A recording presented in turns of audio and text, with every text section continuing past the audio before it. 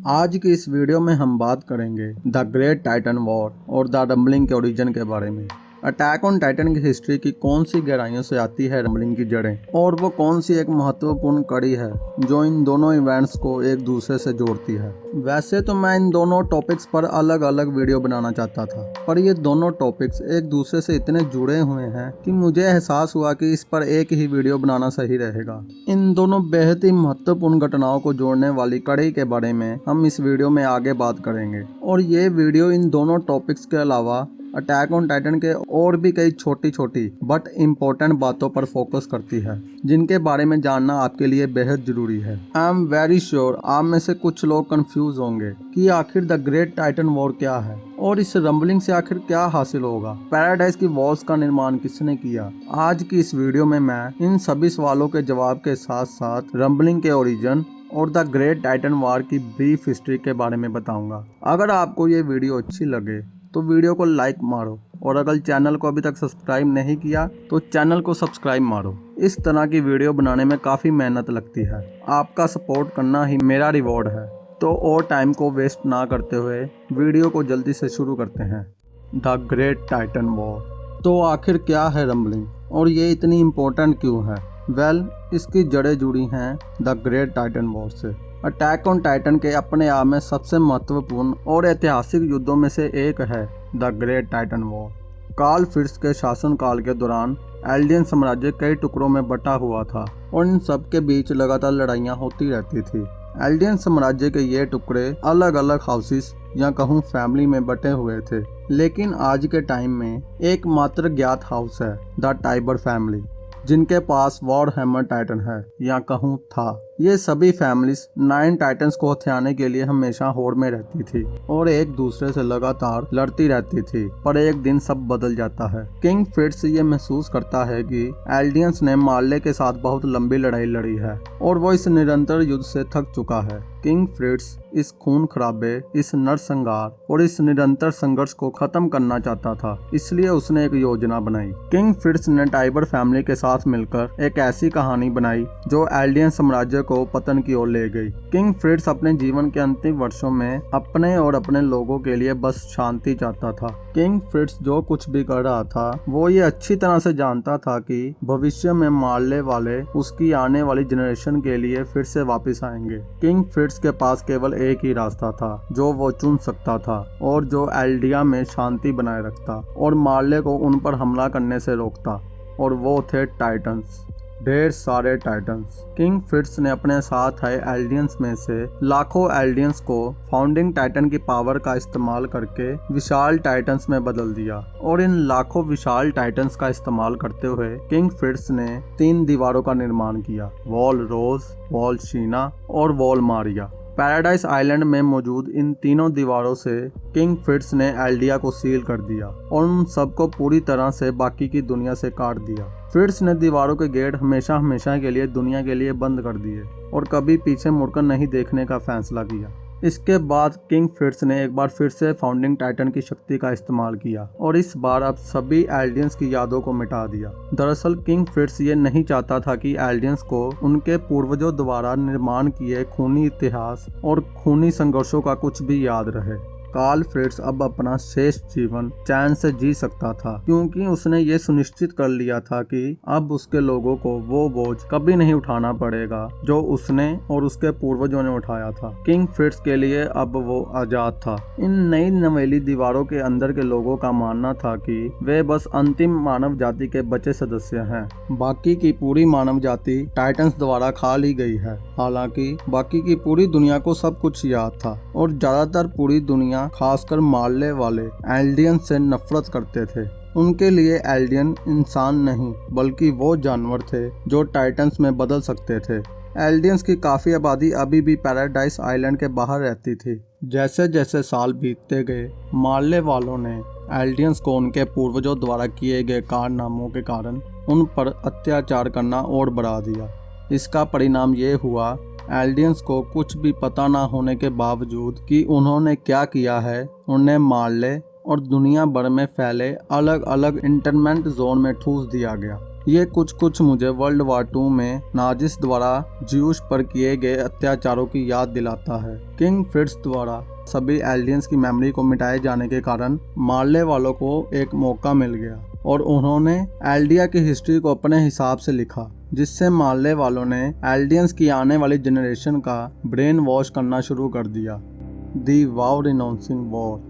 ये तो बात हो गई द ग्रेट टाइटन वॉर की, पर रंबलिंग की पहेली में एक और कड़ी है और वो है द वाव रिनाउंसिंग वॉर, जिसे आसान शब्दों में बोलूं तो युद्ध का परित्याग करना या युद्ध का त्याग करने की शपथ लेना। रंबलिंग की बात करने से पहले इस कड़ी को जानना बेहद जरूरी है। युद्ध को त्यागने का संकल्प यह सुनिश्चित करने के लिए लिया था कि आने वाली अगली जनरेशन के फाउंडिंग टाइटन्स का इस्तेमाल उनके दुश्मनों के खिलाफ किसी के द्वारा भी ना हो सके। इसके लिए उन्होंने यह एक तरह से व्रत जैसा बना लिया, युद्ध का परित्याग करना।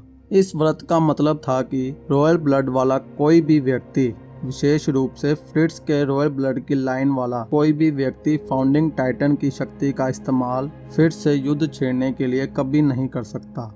कार्ल फ्रिट्ज की इस प्रतिज्ञा का एकमात्र लक्ष्य था कि जब मार्ले द्वारा फाउंडिंग टाइटन को ले जाया जाएगा तब एल्डिया और उसके सभी लोगों के अंतिम विनाश को सुनिश्चित करना।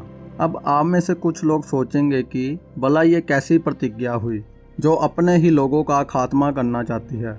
तो चलिए इसके बारे में भी जानते हैं।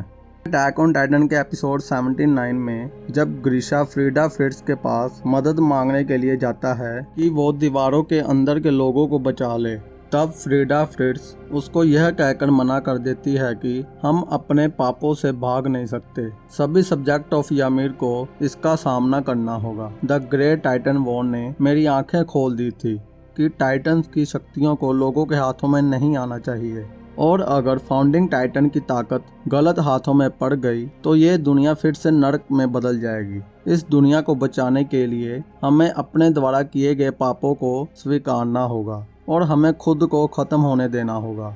हम फ्रीडा फ्रिट्ज की इस बात से कार्ल फ्रिट्ज की आइडियोलॉजी को समझ सकते हैं। कार्ल फ्रिट्ज युद्ध के खिलाफ था और वो पूरी दुनिया से दूर अपने लोगों के साथ शांति में रहना चाहता था, पर उसे यह भी पता था कि एक ना एक दिन मार्ले वाले फाउंडिंग टाइटन को हथियाने के लिए कोशिश जरूर करेंगे, और जब मार्ले वाले इसमें सफल हो जाएंगे तो ये दुनिया फिर से द ग्रेट टाइटन वॉर की तरह एक खूनी जंग द्वारा फिर से नरक में बदल जाएगी और एल्डिया फिर से निरंतर जंग में फंस कर रह जाएगा। कार्ल फ्रिट्ज ने लड़ने की बजाय एक बार मर जाना चुनना ही सही समझा, क्योंकि उसके लिए इस नर्क में रोज रोज मरने से अच्छा है एक बार में मर जाना।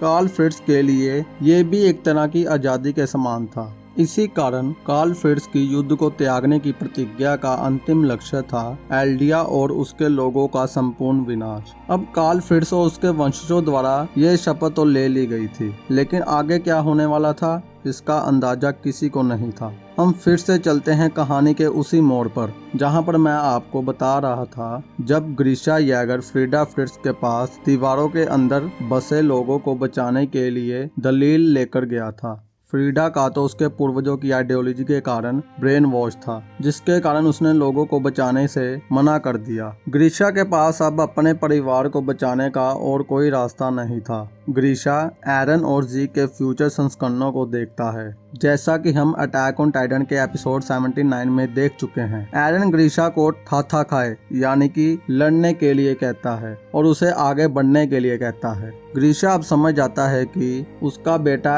एरन यैगर जो चाहता है वो उसे पाने में सफल होगा। इस तरह बिना किसी विकल्प के ग्रीशा फ्रीडा को खा जाता है, जिससे वो फाउंडिंग टाइटन और अटैक टाइटन का होल्डर बन जाता है। अब ऐसा होने से एक बहुत ही महत्वपूर्ण घटना घटती है। ग्रीशा के फाउंडिंग टाइटन को इनहेरिट करने से फ्रिट्ज के वंशजों की श्रृंखला टूट जाती है, क्योंकि ग्रीशा और एरन एल्डियंस होने के बावजूद रॉयल ब्लड फैमिली या किंग फ्रिट्ज की ब्लड लाइन से कोई संबंध नहीं रखते थे, जिसके कारण वो द वाव रिनाउंसिंग वॉर यानी कि युद्ध त्यागने की शपथ पर स्वतंत्र रूप से अपनी इच्छा अनुसार निर्णय ले सकते थे कि उनको ये शपथ मानने की जरूरत है या नहीं। The rambling.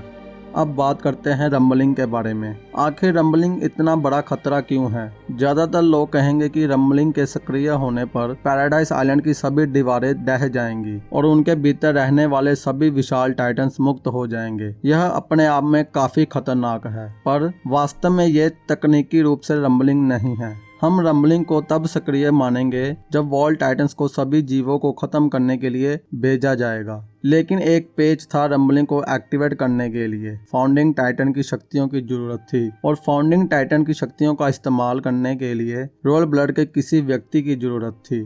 तब एरन अंततः ज़ीक से संपर्क करता है, जिससे हमें यह पता चलता है कि रॉयल ब्लड वाले लोग फाउंडिंग टाइटन की शक्ति का इस्तेमाल करके अपनी किसी भी बात को मनवाने के लिए ymir को कंट्रोल कर सकते हैं, जिससे ymir उनकी सभी इच्छाओं को पूरा कर सकती है। जब ज़ीक को यह बात पता चलती है तो ज़ीक ymir को सभी एल्डियंस को इथ्यूनोनाइज करने का आदेश देता है। अब कई लोग कहेंगे कि इथ्यूनोनाइज क्या है, तो इसे आसान शब्दों में बताऊं तो इसका मतलब अटैक ऑन टाइटन में यही है कि कोई भी एल्डियन कभी किसी भी बच्चे को पैदा ना कर सके। पर एरन का क्या? एरन ना तो किंग फ्रिट्ज की आइडियोलॉजी से सहमति रखता था और ना ही ज़ीक की।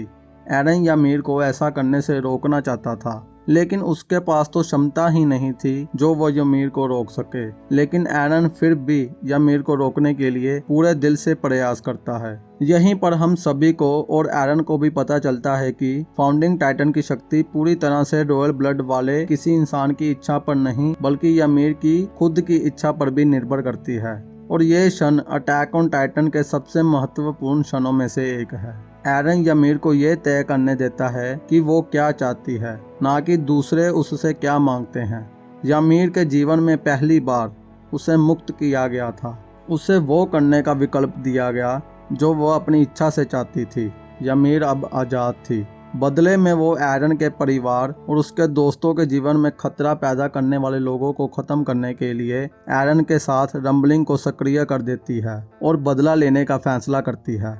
आखिर रंबलिंग का इतना महत्व क्यों है? रंबलिंग इतना महत्वपूर्ण इसलिए है क्योंकि इसका इस्तेमाल कई सालों तक युद्ध को टालने के रूप में किया जाता रहा है। ये कई मायनों में आज के कई देशों की तरह है जो अभी भी परमाणु हथियार बनाते हैं, इसलिए नहीं कि वह उनका इस्तेमाल करने जा रहे हैं, बल्कि इसलिए कि वह उनका इस्तेमाल कर सकते हैं। अब बात करते हैं कि हमारी कहानी के नायक या कई लोगों के लिए खलनायक एरन येगर की। एरन नायक है या खलनायक, इसका फैसला मैं आप पर छोड़ता हूँ। एरन ने आइलैंड के बाहर सभी को खत्म करने का फैसला कर लिया। किसी कारण से एरन ने पैराडाइज आइलैंड के बाहर के हर व्यक्ति का या कहूँ ग्लोबल स्केल के नरसंहार को सबसे अच्छी रणनीति तय कर लिया। यदि हम अपने खुद के इतिहास को देखें तो यह उसे हिटलर से भी बदतर बना देती है। तो एरन ने ऐसा क्यों किया? क्या ये पागलपन उस शक्ति के साथ आता है जो दुनिया पर राज करने के साथ आती है, या एरन पैराडाइज आइलैंड के बाहर के सभी लोगों से नफरत करता है?